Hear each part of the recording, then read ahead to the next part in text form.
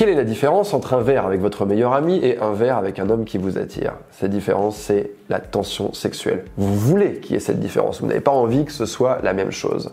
Alors dans cette vidéo, je vais vous donner 4 façons subtiles d'injecter de la tension sexuelle dans votre rendez-vous. Et avant ça, je vais simplement vous expliquer ce que c'est la tension sexuelle.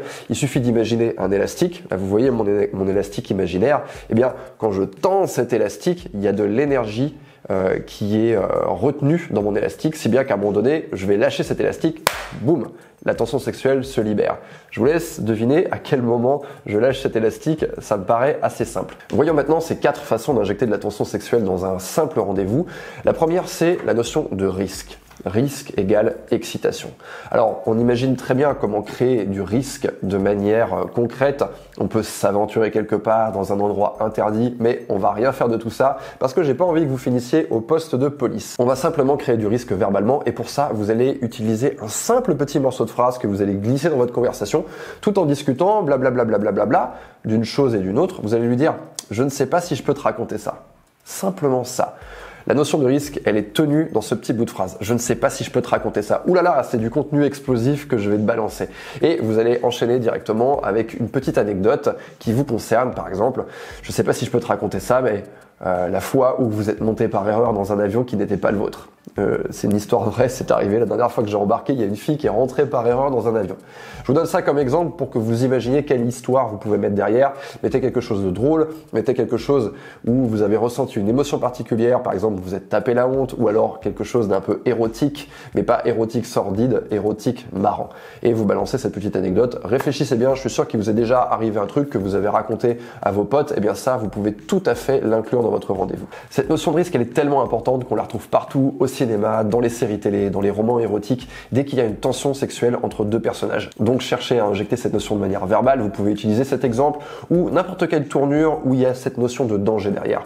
Méfie-toi, blablabla, quand tu fais ça, blablabla, je deviens incontrôlable. La deuxième notion, c'est celle d'abandon. L'abandon, c'est quelque chose qui est présent lorsqu'on couche avec quelqu'un, dans l'intimité. Je m'abandonne à un homme et lui aussi s'abandonne à vous. Il y a cette notion de vulnérabilité.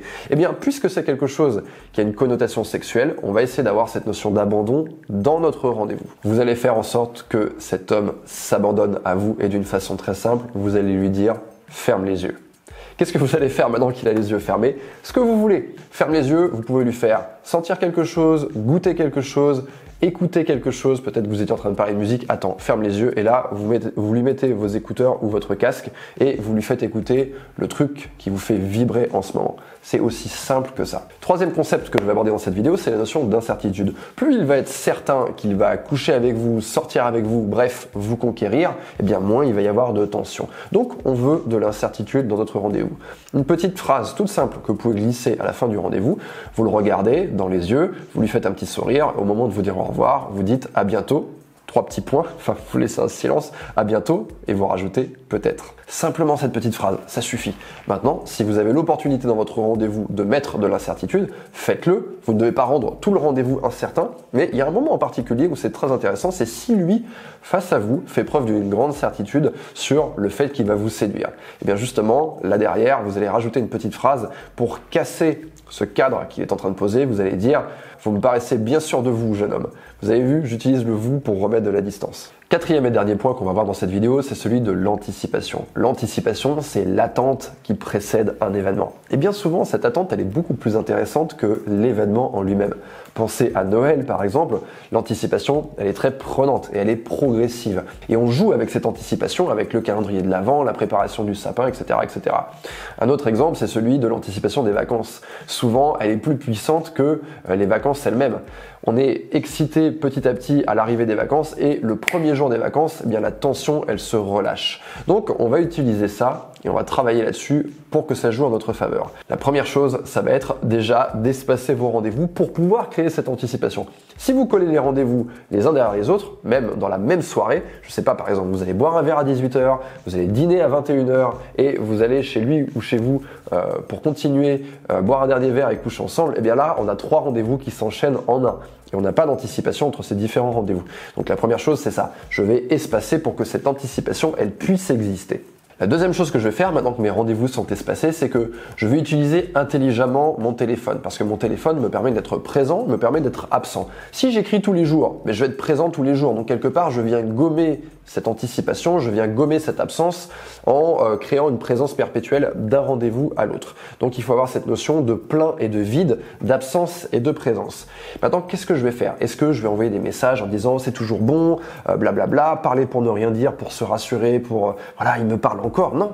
Je vais utiliser ce principe de l'anticipation. Typiquement, à quoi ça va ressembler? Eh bien, les messages que vous allez envoyer, ils vont parler du rendez-vous à venir, ils vont en parler de manière positive avec une certaine attente.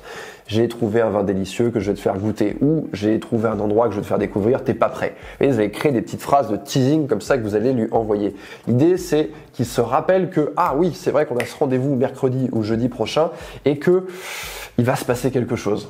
Vous avez envie de rester dans sa tête et qu'il visualise ce rendez-vous, qu'il soit dans l'attente de ce rendez-vous. Cette anticipation, c'est vraiment un allié puissant. Ce serait con de ne pas s'en servir.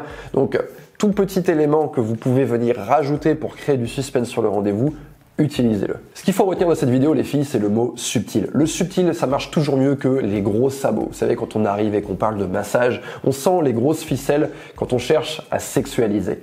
Le subtil, c'est ce qui fait cogiter le mec en face de vous. Et si vous en avez marre, que ce soit vous qui cogitiez et que vous avez envie d'inverser la vapeur et de faire tomber amoureux les mecs que vous rencontrez, je vous invite à me retrouver sur le Club de l'Homme Expliqué. Qu'est-ce que c'est que ce club? C'est une plateforme de coaching sur laquelle vous allez pouvoir me poser directement vos questions. Je vois beaucoup de gens qui écrivent des questions en commentaire, qui m'envoient des DM sur Instagram pour que je leur réponde. Je ne peux pas le faire. Il y a trop de questions. Venez sur le club, vous posez votre question. Chaque semaine, je produis une vidéo de 20 à 40 minutes dans laquelle je réponds aux questions de mes abonnés. Et vous pouvez également, bien sûr, participer à toutes les discussions qui vont entourer ces questions, qui sont souvent très intéressantes, parfois aussi intéressantes que ma réponse elle-même. Vous allez pouvoir voter pour les questions, vous allez pouvoir participer aussi au groupe sur lequel vous pouvez échanger librement avec les abonnés du club. Bref, c'est la plateforme rêvée pour travailler sur vous, pour gagner en estime de soi, pour gagner en confiance en soi, pour comprendre les mecs et pour adopter les bons comportements qui font qu'un homme va tomber amoureux de vous. Voilà, je vous laisse regarder, le lien est dans la description et je vous dis à très bientôt pour des nouveaux conseils.